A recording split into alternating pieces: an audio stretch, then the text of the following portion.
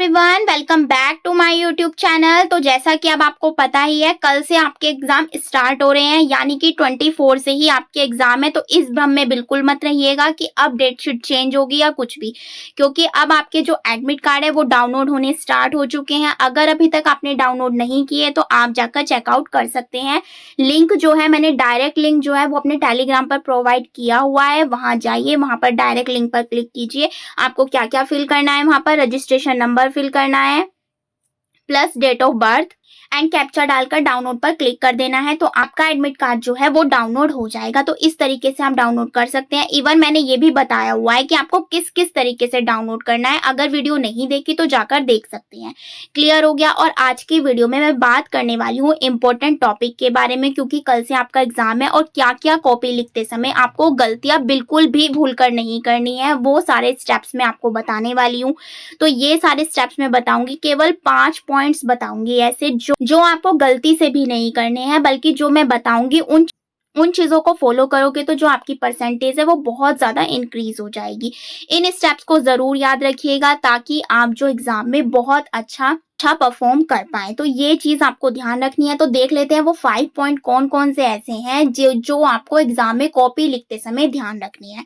चलिए स्टार्ट करते हैं। फर्स्ट पॉइंट देखते हैं। पहले फर्स्ट पॉइंट में मैंने लिखा है आंसर नंबर डालना। देखिए, बहुत बच्चों को तो ये भी नहीं पता होता है कि आंसर नंबर आपको डालना कहाँ है। कुछ बच्चे क्या करते हैं, जैसे आपका फर्स्ट आंसर है तो साइड में लिख देंगे उत्तर नंबर फर्स्ट। आपको ये गलती बिल्कुल भी नहीं करनी है। साइड में आपको नहीं लिखना है। आपका जो पेपर होता है, ये इस तरीके से आपकी कॉपी होती है, तो आपको यहाँ मिड में यहाँ पर अपने उत्तर को डालना है। उत्तर नंबर फर्स्ट या आंसर नंबर फर्स्ट, जो भी है आप डाल सकते हैं। तो ये आपको फर्स्ट पॉइंट ध्यान रखना है। इसी तरीके से आपको वहां पर भी करना है। क्लियर हो गया। तो फर्स्ट पॉइंट आपका ये हो गया। सेकेंड पॉइंट देख लेते हैं।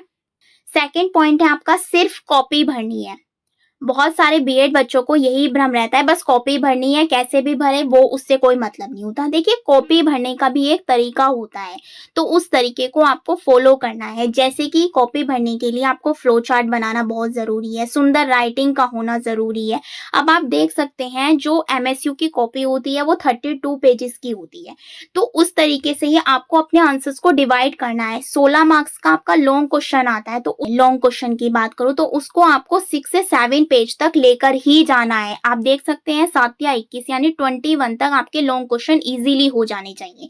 इसके बाद जितने आपके पेपर बचते हैं उन्हें आप शॉर्ट और वेरी शॉर्ट में डिवाइड करके अपनी कॉपी को फिल कर सकते हैं। क्लियर हो गया। और लॉन्ग क्वेश्चन लिखने का तरीका मैंने आपको बताया हुआ है कैसे करना है। आपको पहले मीनिंग लिखना है, प्लस डेफिनेशन देनी है। इसके अलावा फ्लो चार्ट जरूर बनाना है। तो ये तरीका है, चाहे आपको क्वेश्चन याद हो चाहे ना हो, आपको जोन सा भी क्वेश्चन याद हो उसी में से आपको निकालना है और ये चीजें करनी है। क्लियर हो गया। इस तरीके से जो आपके मार्क्स हैं वो गेन ही होंगे। और कोशिश कीजिएगा राइटिंग बिल्कुल साफ हो। क्लियर हो गया। सेकंड पॉइंट मैंने आपका क्लियर कर दिया। अब देख लेते हैं थर्ड पॉइंट। थर्ड पॉइंट में बच्चे क्या करते हैं, लाइन ड्रॉ करनी स्टार्ट कर देंगे। आधी 10 से कवर कर देंगे, आधा तो बीच में तो स्पेस बहुत कम हो जाएगा। ये गलती बिल्कुल नहीं करनी। देखिए, अगर आप लाइन ड्रॉ कर भी रहे हैं, मैं अपनी बात करूं तो मैं लाइन ड्रॉ बिल्कुल नहीं करती थी, क्योंकि इधर की साइड तो आपकी लाइन ड्रॉ होती थी और इधर की साइड में लाइन ड्रॉ कभी नहीं की। मैंने लास्ट तक ही फिल किया है, मेरी कॉपी इतनी भरती थी। तो इसीलिए मैं आपको भी सजेस्ट करूंगी आप लाइन तो ड्रॉ कीजिएगा ही मत। अगर लाइन ड्रॉ आपको करनी भी है तो इधर की साइड तो आपको लाइन ड्रॉ मिलेगी ही मिलेगी, लेकिन इधर की साइड जो आपको बहुत कम, बिल्कुल मामूली सी लाइन ड्रॉ करनी है, क्योंकि कॉपी मुड़ती है तो फटने का डर रहता है। तो इसीलिए बहुत मामूली सी ड्रॉ कीजिएगा। ये नहीं आपने पूरे स्केल का, जितना स्केल होता है आपने पूरी की पूरी वही लाइन ड्रॉ कर दी, तो ये गलती बिल्कुल मत कीजिएगा। और वैसे तो मैं आपको यही सजेस्ट करूंगी, आप लाइन ड्रॉ बिल्कुल भी मत कीजिए, आप डायरेक्ट लिखिए। क्लियर हो गया। नेक्स्ट देख लेते हैं पॉइंट। अब देख लेते हैं अपने फोर्थ पॉइंट को। आई होप आपको 3 पॉइंट अच्छे से क्लियर हुए हैं। ये चीज आपको बहुत अच्छे से ध्यान रखनी है, क्योंकि कल आपका एग्जाम है, इसीलिए मैं आपको ये स्टेप्स बता रही हूँ। फोर्थ पॉइंट में आपको क्या करना है, न्यू आंसर न्यू पेज से स्टार्ट करना है। जैसे कि मैंने आपको बताया 6 से 7 पेज आपको एक लॉन्ग क्वेश्चन को देनी है। मान लीजिए आपका 7 जो है वो लास्ट तक कवर अप हो गया, फिर तो आप नए पेज से स्टार्ट करेंगे। लेकिन जो आपका 6 से 7 यानी 6.5 पेज पर आपका जो एक क्वेश्चन हुआ है उसके नीचे आपका हाफ पेज बच जाएगा। तो ये नहीं है कि आप वहीं से अपने सेकंड क्वेश्चन को स्टार्ट कर देंगे, बिल्कुल भी ये गलती नहीं करनी है। आपको जो आंसर देना है सेकंड क्वेश्चन का वो न्यू पेज से देना है। क्लियर हो गया? ये गलती बिल्कुल मत कीजिएगा कि उसी के नीचे से आपने स्टार्ट कर दिया, नहीं, नेक्स्ट पेज से स्टार्ट करना है।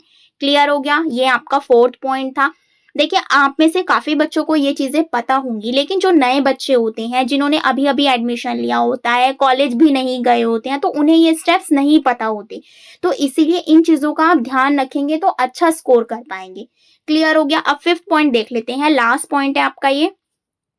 लास्ट पॉइंट में मैंने आपको एक ही सजेशन देना है कि आपको अपने आंसर की जो स्टार्टिंग है वो बहुत ही अच्छे एंड क्लीन राइटिंग से स्टार्ट करनी है, एंड प्लस जो भी आप आंसर की एंडिंग करते हैं, जैसे आपने फर्स्ट क्वेश्चन 6 से 7 पेज पे किया, तो फर्स्ट पेज को आपको क्लीन रखना है, लास्ट पेज को भी आपको क्लीन रखना है। तो ये चीज तो आपको करनी ही करनी है। इसके अलावा जो आप, जैसे फर्स्ट पेज है उसको भी आपको क्लीन रखेंगे, एंड 32 पेज, अगर आपकी 32 पेजेस तक कॉपी भर रही है तो आपको 32 जो आपका पेज होगा उसको भी आपको क्लीन रखना है। वो आपकी इच्छा है कि आपके कितने पेज भरते हैं, जो भी आपका लास्ट पेज होगा उसको भी आपको क्लीन वे में ही रखना है। क्लियर हो गया? ये चीज आप जरूर ध्यान रखिएगा। इससे क्या होता है, एग्जामिनर पर अच्छा इफेक्ट पड़ता है, वो आपको अच्छे मार्क्स भी देता है।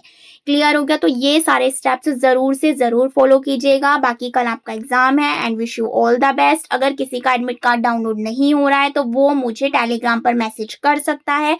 अगर आपकी कोई भी क्वायरी हो तो भी मुझे नीचे कमेंट कर दीजिएगा, मैं उसका रिप्लाई ज़रूर दूंगी। आई होप वीडियो आपके लिए बहुत ज़्यादा हेल्पफुल हो, तो प्लीज़ वीडियो को ज़्यादा से ज़्यादा अपने फ्रेंड्स के साथ शेयर कीजिए, बीएड ग्रुप में शेयर कीजिए, ताकि और बच्चों की भी हेल्प हो सके। Thank you.